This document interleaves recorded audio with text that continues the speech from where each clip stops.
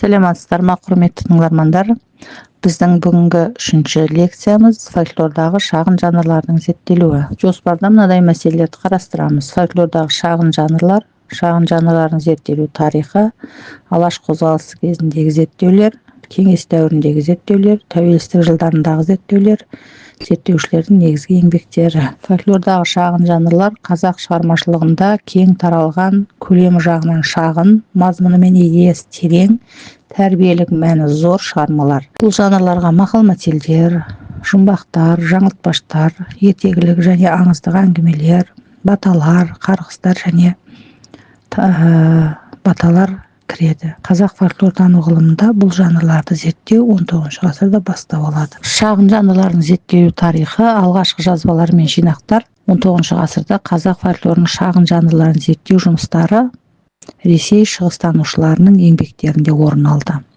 Шоқан Уәлиханов, Радлов, Электров, Потанин сияқты ғалымдар мақал-мәтелдер мен аңыз әңгімелерді жинақтап, сипаттап жазды. Шоқан Уәлиханов фольклордың идеялық мазмұнына ерекше көңіл бөліп, оның тәрбиелік және қоғамдық мәнін ашты.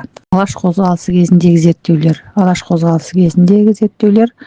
алаш қайраткерлері Ахмет Байтұрсынұлы, Міржақып Дулатұлы, Халел Досмұхамедұлы фольклорды ұлттық тәрбиенің негізгі құралы ретінде қарастырды. Ахмет Байтұрсынұлы мақал-мәтелдер мен жұмбақтарды жан-жақты талдап, олардың көркемдік ерекшеліктерін көрсеткен. Кеңес дәуіріндегі зерттеулер кеңес кезеңінде қазақ фольклоры ғылыми түрде жүйелене бастады. Сәкен Сейфуллин, Мұхтар Әуезов, Қажым Жұмалиев, Мағамбет Ысмайылов сынды ғалымдар шағын жанрларды жинақтап, олардың идеологиялық және эстетикалық мәнін зерттеді. Бұл кезеңде мақал-мәтелдер мен жұмбақтардың ұлттық мінез-құлқы бейнелеудегі орны ерекше аталып өтілді. Зерттеушілердің негізгі еңбектері Шоқан Уәлиханов қазақ аңыздары мен ауыз әдебиетінің жинақтары. Ахмет Байтұрсынұлынікі әдебиет танытқыш. Осы әдебиет танышық еңбегінде мақал-мәтелдердің көркемдік және мазмұндық ерекшеліктерін талдады. Мұхтар Әуезов қазақ әдебиеті тарих кітабында шағын жанрларға жеке тоқталып, олардың қазақ мәдениетіндегі рөлін анықтады.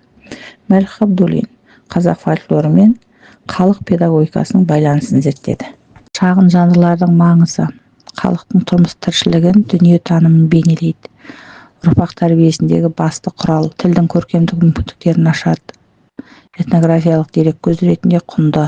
Шағын жанрлар бүгінгі күніде ұлттық бірегейлік пен мәдениетті сақтаудағы маңызды элемент болып табылады.